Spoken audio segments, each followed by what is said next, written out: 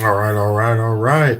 All right, man. We on. All right, yo, what's up? It's your boy, Apologist Leon Pearly. Here we go. Here we go. So, the title of this video is called You Are Not a Thug. You are not a thug. All right. And so, I'm gonna share a brief story with you. A few years ago, it was like about 5, 6 years ago.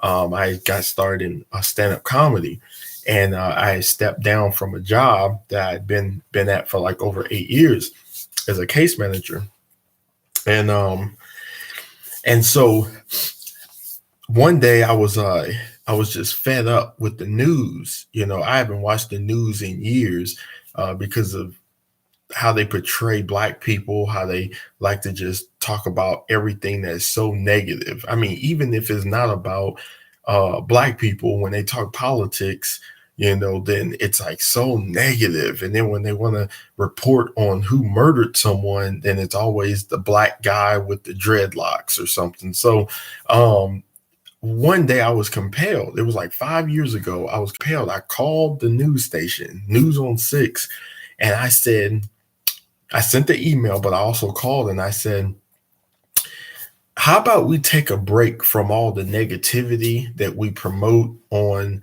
the news every night at 6 p.m. during dinner time? And how about you interview someone that's African American, that is successful, that's not out there acting like a thug? And so, how about it?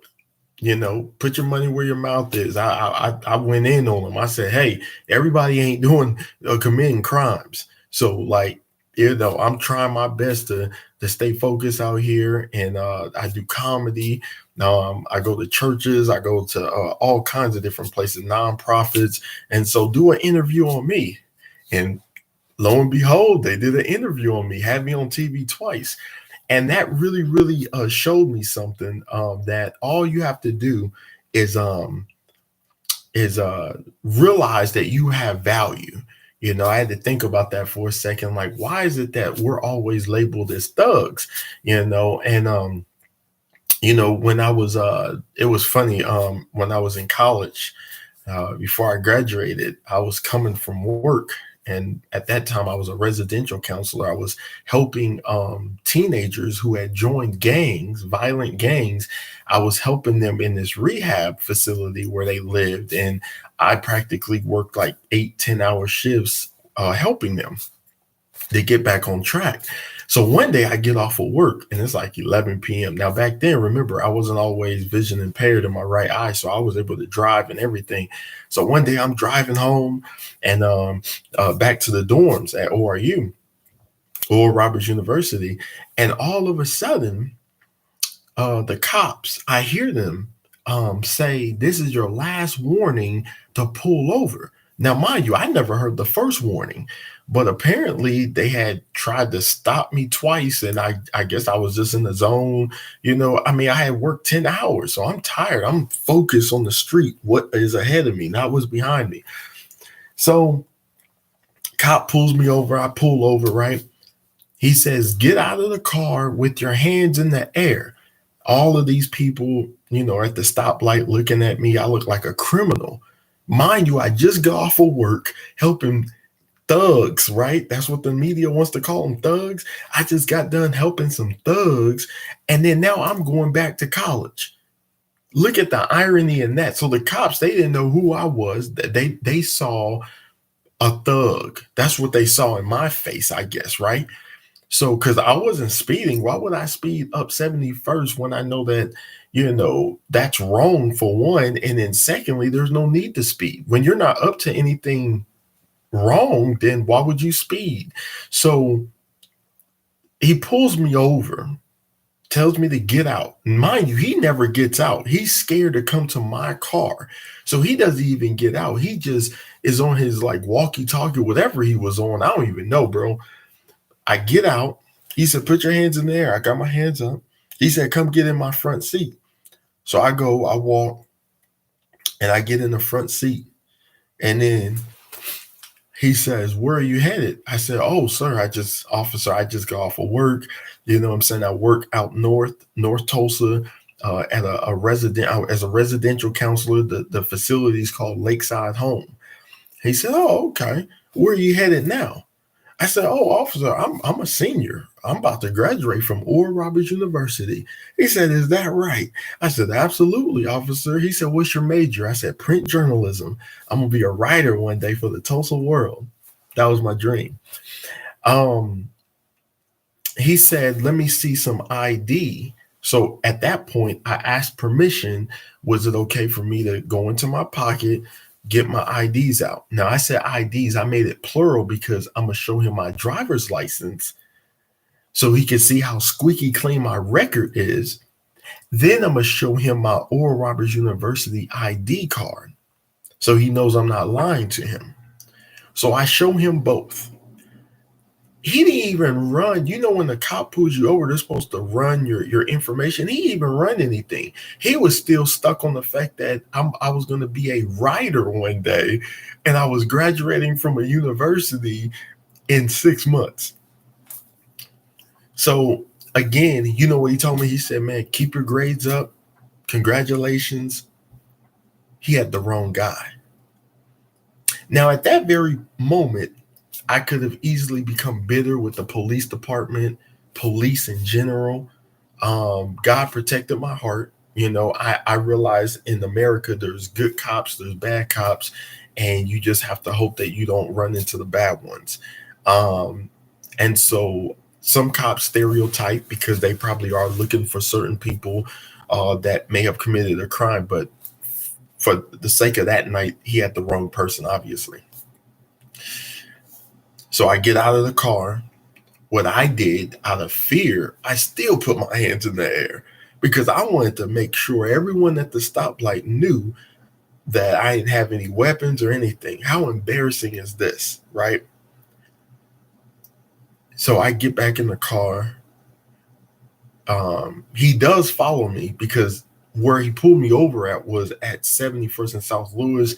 Anyone that lives in Tulsa knows that there's a Bank of America and there's a Walgreens. Well, if I'm really who I say I am, I should be making a quick left pretty soon because Oral Roberts University is on the left side. So there's a stoplight there. So I made a left. Victory Christensen is on the right. I made a left, and then he kept on going his way. The moral of the story is the media tries to portray all Black people as thugs. It's always been like that. I know white people that still believe that Black people belong in North Tulsa, leave them over there. But the sad part is that who destroyed North Tulsa is the question. When a white person says that, oh, but Black people belong in North Tulsa, they obviously don't know their history. They don't know what happened in 1921, where the KKK, the white people destroyed. And you know, with the Tulsa race riots, those were Black people that were millionaires. Let me make sure you understand what got destroyed. Black Wall Street. That's why I bought the jacket, and I'm gonna wear it on my comedy tour just to represent, man, for all those that lost. We lost in the struggle with the Black Wall Street. So Greenwood District. So at the end of the day, man, I love white people. I love Black people. I love Hispanic people. I love everybody, man, that has a heart that loves that can honestly say, you know what, I love humanity as well, Leon. You know, everybody. See, this is the interesting thing about life is that God has given us all the ability to love one another. It's all about love God, love people. You know, stand for justice. You know, stand in love, walk in love. And as long as we do that, then everything is good. But there's always going to be people out there that are going to say you're not good enough. That's why the media does such a intense job in trying to portray. Why is it that my dog always thinks it's time to intervene and chime in when I'm talking? Can I talk? Yeah, I'm trying to talk. He just rolled his eyes at me.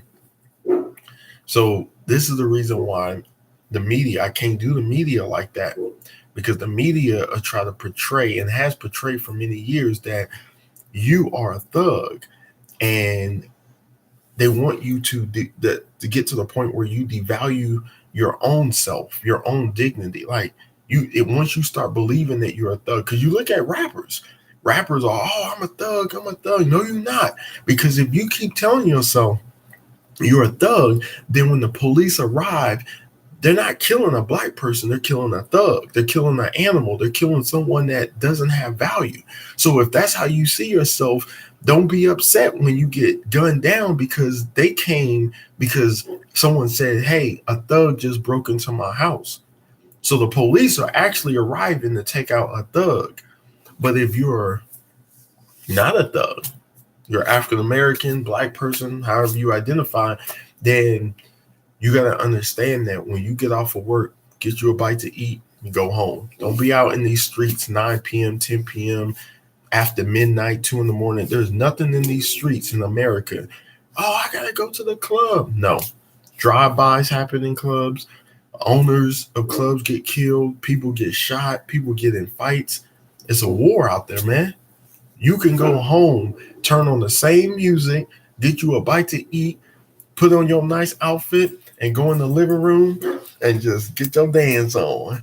And when you get tired, you just go lay in the bed. If you go out there, I'm telling you, they're not trying to shoot down a black person. They're trying to shoot down a thug. You got it? I hope so.